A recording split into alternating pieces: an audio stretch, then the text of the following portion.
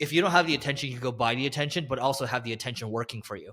That's what's happening right now. It's easier because once you have money, it's just easier to spend the money to go buy more versus just create. Creating's a lot of work. Unless you gave me like $50 million or $100 million, maybe we'd do it. So there's the price for you all. All right. So today we are going to talk about the Warren Buffett way of thinking about your content. So those of you that can see the video, Warren Buffett is a little blurry. He's over there. He's over there. So Warren Buffett, known as the Oracle of Omaha, and he's just the master compounder along with his partner, Charlie Munger, over there. And when I was doing the interview with Alex Hormozi a couple weeks ago, we got around to talking about the holding company, but there's something that we talked about where I'm like, man, this actually applies to content creation as well. So the conversation went like this. So I was like, he was talking about the deal box around kind of the companies that they focus on, which is more service-based companies now. And so Warren Buffett does this thing where he only focuses on investing in within his circle of competence. So you think about baseball, he's not going to swing until he sees a pitch that's perfect for him. Then he's going to swing and he's going to aim for the home run. And that's just how Warren Buffett plays the game of investing. Now, when you think about your deal box or your circle of competence, that actually applies to the content that you create as well. And so what I mean by that is, let's say Neil likes writing, okay? And let's say I like podcasting, for example. I'm just making things up right now. If Neil enjoys writing and he gets energy from writing, that's what he should focus on, not just what everyone else is producing. And so that got me thinking, it's what type of content do I genuinely enjoy producing that actually does well? And for me, it actually is podcasting. So I look at my YouTube channel, and in the last couple of years, it just the videos don't do as well as they used to. And I'm like, oh, maybe I got put in like this penalty box with YouTube. And then I put the Hormozi interview up there for 2 hours. And granted, he's a trending topic. That video just crushed everything else, right? And then today, my Layla Hormozi video just came out, and that's like a 1 hour interview, and it's crushing everything else. And my point of saying all that is clearly, one, I think this content I'm putting out is better. Two, I'm really enjoying what I'm doing. And that's why if you're doing content that you enjoy doing and it's pretty good, it's just going to outperform everything else. I just think if you're going to produce content, you got to think about your content box and what resonates with you. And maybe in the beginning, you don't have a content box. You're trying to figure it out, but that's all it is. Neil? If you don't have a content box, experiment, and you'll quickly figure out the type of content that you're passionate about, that you love, and that you want to produce more of. But the bigger thing that Eric is trying to emphasize here is, if you look at Warren Buffett and everything he does when he invests, he sticks to what he understands and what he knows. The moment you get away from what you don't understand and what you know, you lose your competitive edge and you have a higher chance of failure and not succeeding. So what you need to do with your content is you focus on not just what you love, but what also you're good at.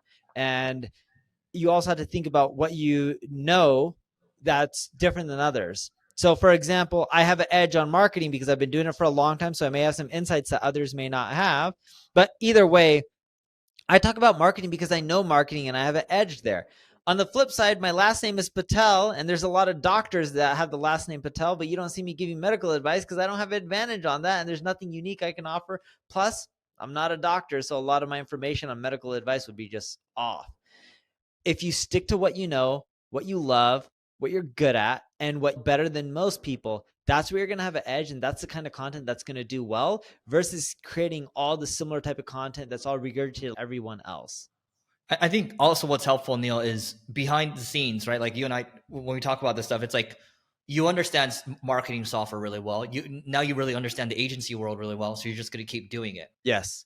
Yeah. I understand the agency world so well that now we're spending so much time just acquiring other agencies. We hired the head of Americas at Dentsu. He used to do all the M&A, and he now works for us, and he's been working for us for a bit. We're about to do one deal that should close in 2-3 months, and we'll probably do another deal that'll close within 3 months as well. And then next year we'll try to do at least 4 or 5 deals. It's going to be a pain to integrate, but we have so many leaders in different countries.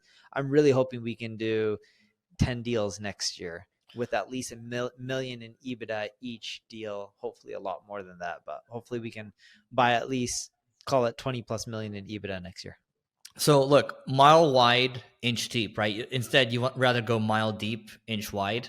And I think we've learned that the hard way over the years. My focus is, okay, there's the agency side of things, but also the reason my content box happens to be the podcast interviewing piece is because I've done over 500 podcast interviews. And so I understand that well. Plus you combine that with my experiences around the marketing and business world.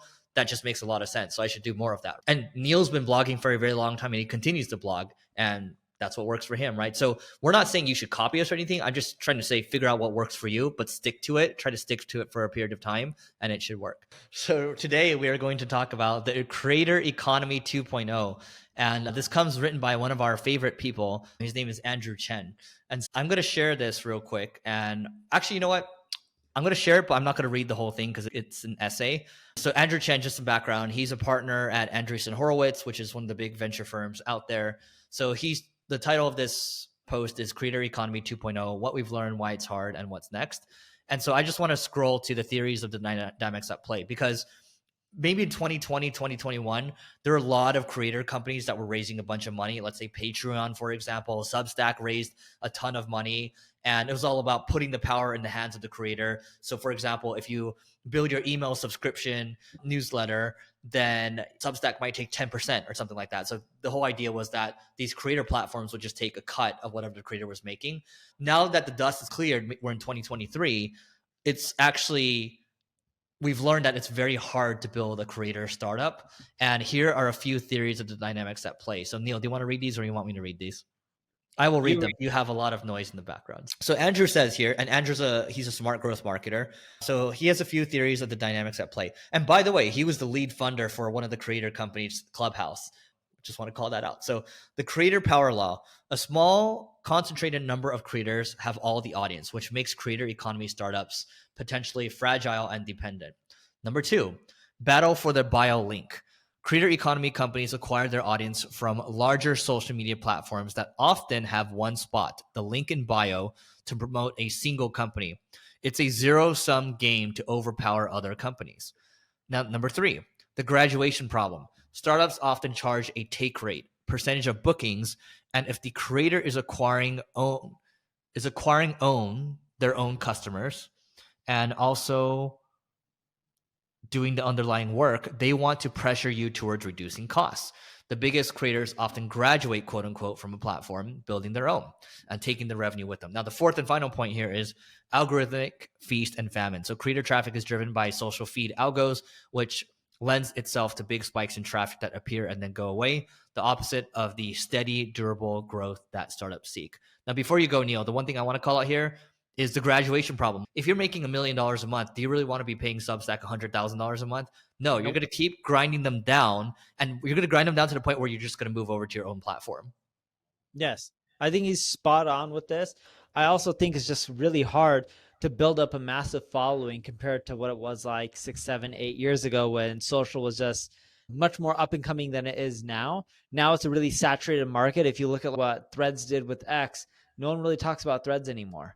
It's really difficult to build a platform as an influencer and generate money as a creator. And the reason being is there's just so much competition. If you can't stand out, you're not going to do well. And if you do stand out and you have a large following like a Logan Paul or a Kardashian, you're going to figure out how to monetize away from any of the platforms. So why would you want to give anyone a cut? Yeah, network effects matter, right? So going to Neil's example on Threads versus X, it was cool for the first week or two, but then it's, oh man, I'm doing the same thing I'm doing on X, but I already have, there's more network effects there, there's more reward, so why would I do it? I'm not saying Threads will fail, but it's not looking as good as it was before. The other thing too is the algorithmic feast and famine. The problem is, let's say you're like a Logan Paul or a Mr. Beast, or let's say like Emma Chamberlain, you have to keep feeding the beast on YouTube. And I remember when I met Jake Paul at a dinner once, and he was talking about, he grew his YouTube to about 20 million subs, and I just don't want to play the game anymore. And so it gets tiring because you have to keep getting on that hamster wheel of creating content, and it gets tough, and that can burn people out. And that makes it harder for these creator economy startups because they need these creators to keep pumping out content and feeding the algorithm. Dude, speaking of that, what happened with PewDiePie? Remember he was big on YouTube. Didn't something happen where he did something? He's still big. He was actually in a recent Mr. Beast video where he appeared in the middle of it. So he's still a big deal. No, okay. Yeah. I'm not into games. I just assumed you would know more because you do a lot of video game stuff. Not anymore. I don't play any video games, but I watch the stuff still. But I think this is interesting too, the creator power law, right? So small concentrated number of creators have all the audience. That's the same as anything though. Like there's always have been power laws with any type of influencer out there. So that I think that's always going to be an even issue. with a lot of businesses, there's a few that own the majority, right? If you look at the cell phone market, it's Apple and Google really dominate, at least on the software side with iOS and Android. although iOS is only their own devices, but still, if you look at search engines, you got Google, you got Bing, you got Baidu, Yandex. There's not too many more other than that. You got Coca-Cola, you got Pepsi, electric car manufacturer. Tesla's leading the way right now. And yes, there's others, but typically in most categories, there's a few that just take all of it. And I know like with automotive, there's a lot of car companies that have the market. But if you actually look at sub segments, value cars, like cars that are affordable, that last a very long time, you have companies like Toyota and Honda that are crushing it.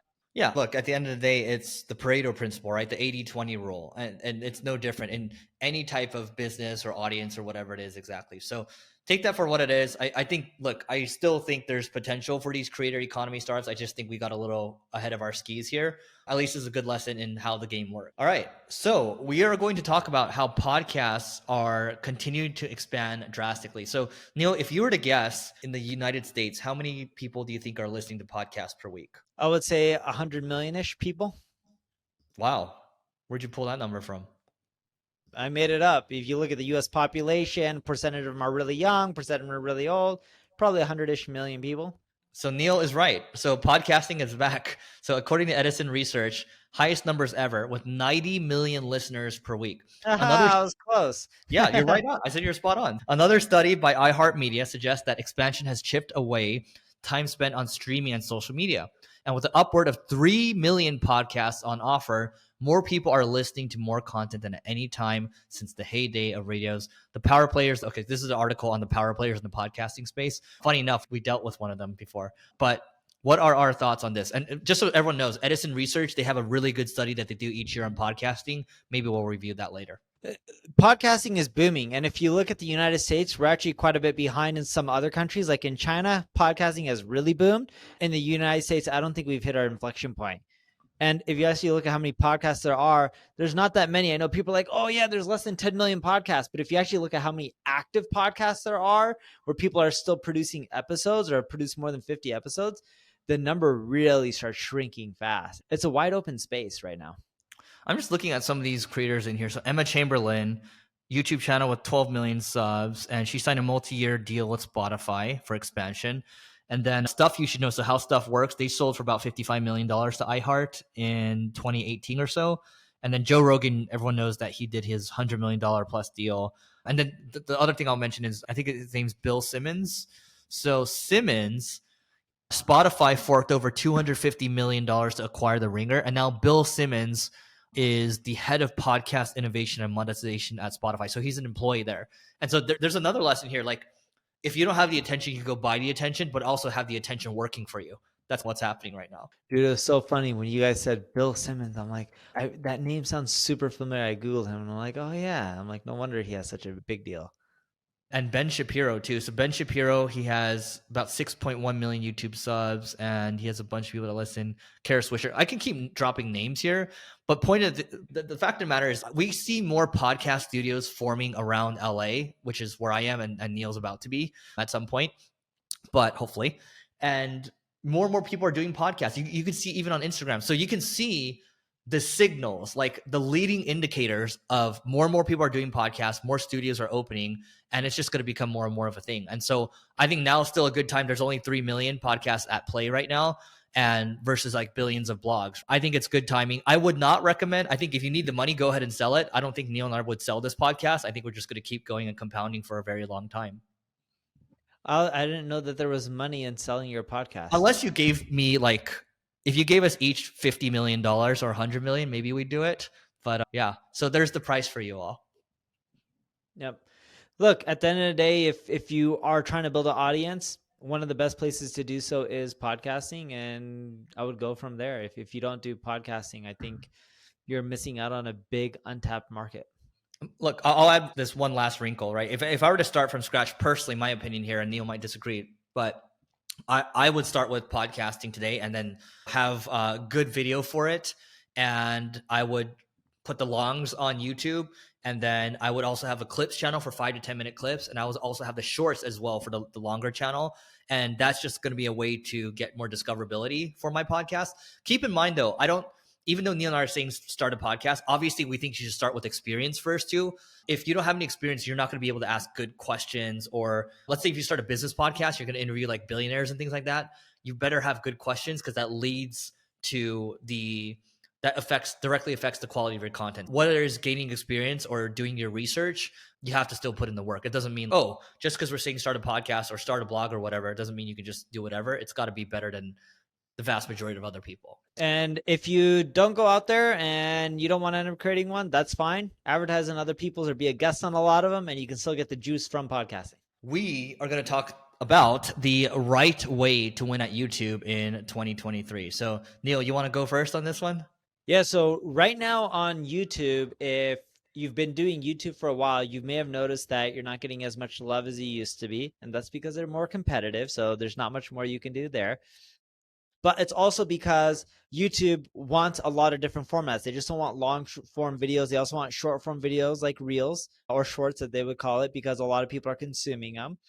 But the big way that we're seeing to do well in YouTube in 2023, it's one, create content that causes a ton of engagement. When I engagement, I'm not talking about people just clicking a like button.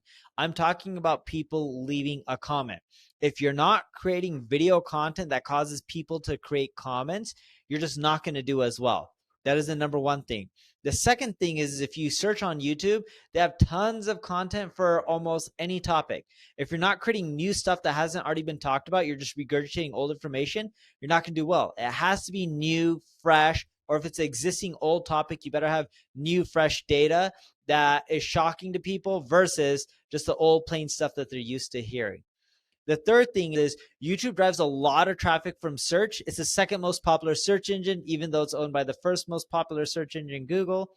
And when you look at YouTube, you got to make sure you're optimizing for keywords as well. For your titles within the video, they know what text you're using. And what I would say is if you can get your videos to have tons of engagement, your videos typically will do well at the beginning, which means that their rankings will start shooting up on YouTube because you can rank at the top for a lot of competitive keywords in a day or 2 days. It's the opposite of traditional SEO. It doesn't take as long. The other thing with YouTube too, and this is the last thing that I'll add, to do really well, just create your content in a ton of different languages. There's a lot of AI tools out there that'll just go and automate the dubbing of your videos into multiple languages, so then you can have a channel for every single major country out there like Mr. Beast. Here's a tool for you all, rask.ai. So it was shared from our mutual friend Syed Balki. So it's rask.ai, and it'll actually do the dubbing for you. I think we shared it on this podcast before. The other thing I've learned is just like, dude, I was actually talking about our content because if you think about us like 4 or 5 years ago, you'd have videos that would get 1 million views, 500K views or something like that. I'd have videos that would get a couple 100,000 views. And I would look at this other guy, he was getting like 300,000-400,000 or so.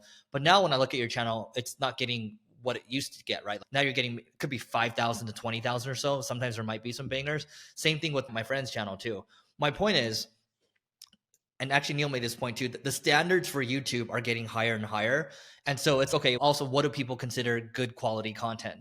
And the 2 Hormozi interviews, the Alex and Layla ones that I just published, those are just crushing everything else I've done probably in the last 2-3 years or so, because one, it's a longer form conversation. And so YouTube loves the long average view duration. So the longer you can keep on the platform, the more they can serve ads. You got to think about their incentives.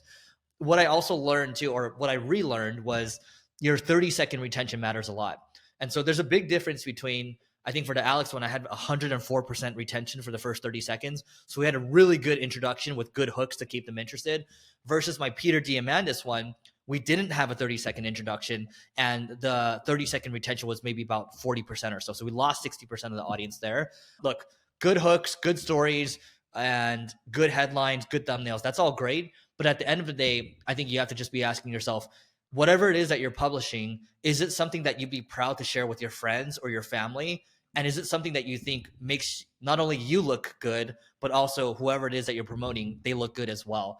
And that's all you can ask for. And then your video should perform. Because as much as I was like, dude, I'm in this penalty box with YouTube, my content's gotten better over the years. No, YouTube's, they know what good content looks like. And I'm like, oh, okay, fine. Dude, the big thing that I've seen a shift in is just a lot of people prefer short form content. It varies per subject, right? But we're seeing a lot of people just liking short form content. Mr. Beast posts a lot of his data on Twitter as well. And yes, he's getting a lot of traffic from long form videos, but short form videos are actually starting to make up a large chunk. It's not 50% yet, but it is climbing up there really Yeah, quickly. 30% for him, which is pretty big. Yeah. But yeah, that's a good call out too, right? I think it's the shorts will help with discoverability. And the good thing about shorts is that it levels the playing field now, where if you started with 0 subscribers and you pumped out a really amazing video, it will do well. Look at the Hermosis. They do really well, or even Cody Sanchez. And a lot of their content is just shorts. Yep. Yeah. And so could Neil and I be more entertaining with good hook stories and all that? Yes. But we also we got other stuff to do too. But I also don't like, I'll call it spade, at least on my end. I don't think we put in as much time as we could have on my side. I don't know about you, but it's just easier for me to go spend 20, 30, or $50 million acquiring businesses than it is to do all this stuff.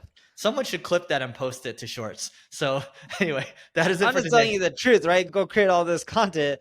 No, totally. $50 million acquiring companies and just grow faster. And actually, we'll hook you for the next video over here where I basically, one of our mutual friends that has a pet holding company, he's like, hey, go ask the Hermosis, like for all the content they produce, how does that actually help with their business? Because I can just go buy another business, right? That was their logic, same as yours, right? Oh, that was Eric's logic, I bet. Oh, no, that was Syed's logic, actually. Oh, that was Syed's. Dude, it's the same thing. I was like, I'd rather just go buy businesses. Yeah. It's easier because once you have money, it's just easier to spend the money to go buy more versus just create. Creating's a lot of work. I know that's a cop-out answer, but okay, once you've created enough, it's like you get tired of having to create all the time because it's really hard to make something from scratch. Anyway, that's it is the hardest grind. It's the easiest to just go buy versus creating. Yeah, but we digress. All right. We are going to talk about how terrible policies will kill your business. So this episode was inspired by an experience that I had. And typically I don't like to name names, but I think it's helpful to give examples here. So basically I had signed up for a travel company. Basically, like they give you kind of deals on flights and all that, right? So I saw a charge come through. I paid for the first year. I paid $99 or so. And I saw another charge that came through for $99. But to be honest, I didn't use the product for the year. So I'm like, okay, if I paid for the first year, that's on me. But they charged me again. And I was like, hey guys, like I haven't used the product. You can look at my usage. Like I haven't used it. Can you just refund me the money? Let me just ask you, Neil, should I typically get the money back or not? You should. And if they won't, then you should do a chargeback. Yep. Which, I mean, so this company, Dollar Flight Club, so that we go back and forth with them. And they're like, yeah, as a matter of policy, we can't do it. We'd like to give you access for the next year or whatever. I'm like, but you just took my money. And they're like, no, that's our policy. I'm like, okay, that's cool. That's your policy. You know what? You can keep the $99. And so I think it's really important at the end of the day. I'm not saying the customer is always right, but it's important to think about the experience that you're giving to other people. Is that something that's going to be conducive to getting more referrals, or is that going to be something that somebody, God forbid, talks about it on their podcast? And what they're getting wrong is if they keep doing stuff like this, it's just going to hurt their brand. And in the long run, it's going to cause less growth. So it's just, do you want to charge someone $99 to have a bad experience and then badmouth you to others? Even if they're wrong and it's not that much money, like when there's small amounts like $99, $10, $50, whatever it is, you should just refund people, even if they ended up using it. That's at least my philosophy, because those kind of policies really hurt your revenue in the long run. So the All-In Summit, which I just came back from, you know what they did? So here's the situation with the All-In Summit. There's a lot of people that paid for a VIP ticket, right? So $7,500 for a VIP ticket. Now, a general ticket is $1,500. Now, look, I think the event was good overall, but many people that paid for the VIP, over half of the event was VIP. So 1,000 people out of 1,800 or so were VIP, and they paid $7,500. Wow. But the experience they got was mostly the same as the general admission. And sure, they got to come in early for the dinners, got to wait in line early or whatever. But largely, it's the same experience because the dinners weren't like sit-down experiences where if you paid $7,500, you get to sit down and meet really cool people, and it's more curated. What ended up happening was a lot of people started complaining in the feed because they were using the app for the event. And those people, basically, their posts got deleted from the feed, but those people all got downgraded to $1,500 for general admission, and they got $6,000 back. And so that's a nice way to handle the situation without pissing a lot of people off, because a lot of people like were talking about it. So I think they handled that well. And in most cases, it's just easier because you don't want to cause negative brand equity. Dude, it's not worth it. So overall, would you say people were happy or disappointed? I would say people were overall happy, and they're looking forward to the next one. And look, it's just their second one. Like, and 1,800 people is a lot of people. And people make mistakes, but at least they own up to it. And that's what's important, because you're never going to get your product or service 100% right out the gate. I totally agree with you on that one. But yeah, no, it's crazy to think about, and how people go about with their internal philosophies. And what do they say? Penny wise, pound foolish, right? They're just trying to make a quick buck, and they're not thinking long term. And if you look at Warren Buffett in his annual letters, I remember years and years ago, he wrote, if you had the decision to do something that helps you gain short term revenue but can hurt your brand, don't do it. Protect the brand. In the long run, do what's best for the brand versus just taking short-term gains. Short-term gain, long-term pain. That's the phrase, right? And also, like, I have Mr. Alex Hormozi's book over here, right? $100 million leads. And we talked about how he did his launch. And you want to talk about building goodwill. This guy gave like what, $5,000 or $10,000 of courses away for free. And all you had to do was maybe just buy a book if you felt like buying a book. And that's a nice way to build goodwill for the long term, because more people are going to talk about it. But there's also a way to build negative goodwill as well. And this is how you do it. And so, look, I think the final thing we'll end with is, when you have a positive review, like, it doesn't help you that much, but a negative review hurts the hell out of you. It's like a 5 or 10x type of negative hit. It's just massive. I just don't get why people do it, and they don't really care. It just really crushes you in the long run. All right, so that is it for today. Please don't forget to rate, review, subscribe. It helps us grow, and we will see you tomorrow.